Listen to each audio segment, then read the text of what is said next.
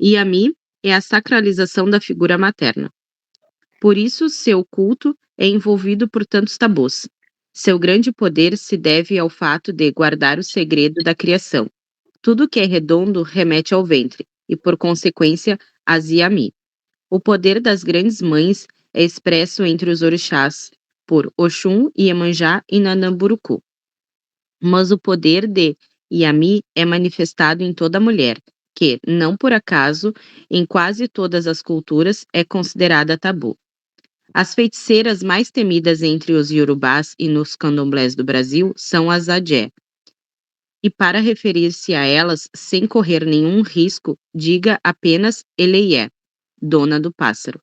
O aspecto mais aterrador das Yami e o seu principal nome, com o qual tornou-se conhecida nos terreiros, é Oxorongá, uma bruxa terrível que se transforma no pássaro de mesmo nome e rompe a escuridão da noite com seu grito assustador.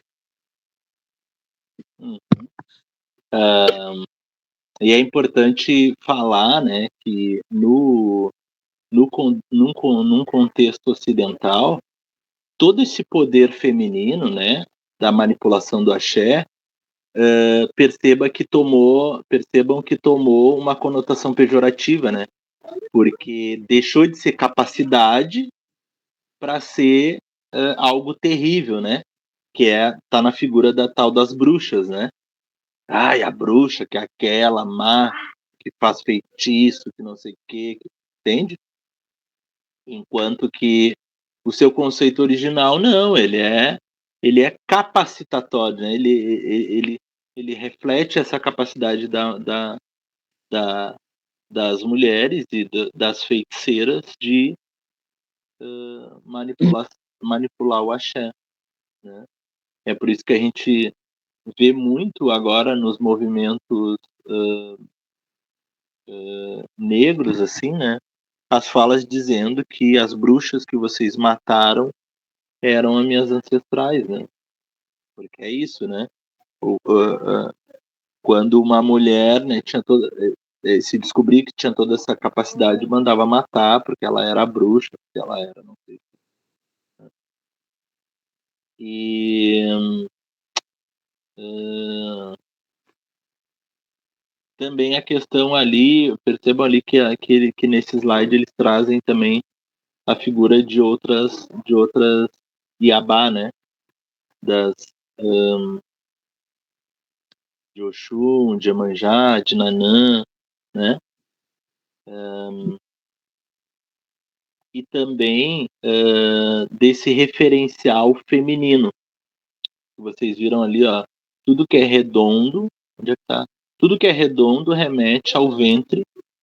E tem uma outra parte dessa fala aí, que é tudo que é redondo remete ao ventre, e tudo que é fálico remete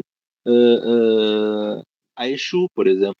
E aí as relações são complementares, né? Para existir a vida, né, é necessário essas duas potencialidades, né?